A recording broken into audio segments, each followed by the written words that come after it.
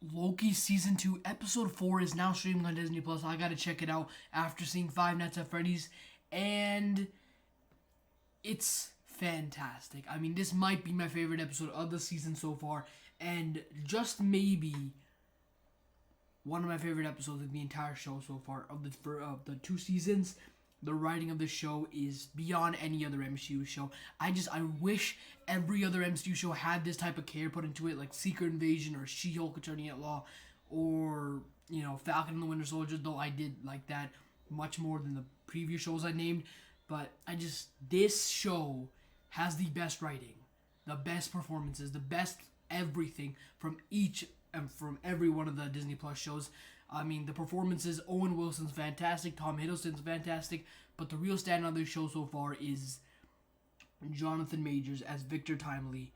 He is absolutely fantastic. He's also in it for He Who Remains in this one, and he's incredible. Ravonna Renslayer is she's been in this for like 2 episodes of this season so far, and she's already better than she was in the entirety of season 1, so there is that. She got more character, more everything. Miss Minutes went from a loving cartoon clock in the first season to one of the most hateable characters in the entire show of Loki. So, that's character arc, I suppose, in a way.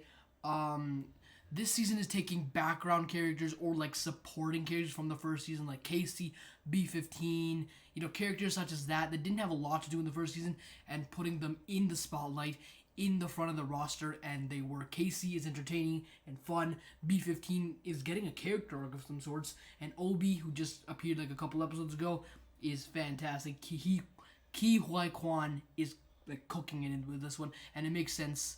I mean, he won an Oscar last year, or this year. That was this year, yeah. He's fantastic. And let's talk about the ending here, because this show is not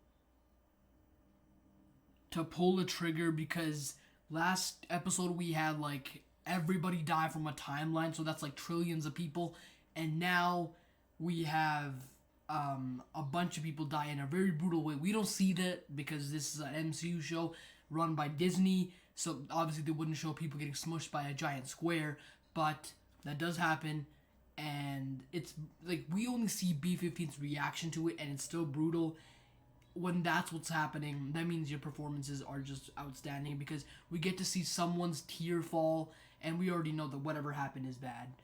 Just praising this show because it is fantastic. The ending was one of the most shocking endings in the entire MCU, if I'm being honest, because they killed Victor Timely off. I don't think he's actually dead, but the shock factor that every single one of these episodes have had with their endings, the cliffhangers, is like something to be praised, because that's incredible, and they really want you to like wait for the next episode in anticipation. Overall, fantastic episode.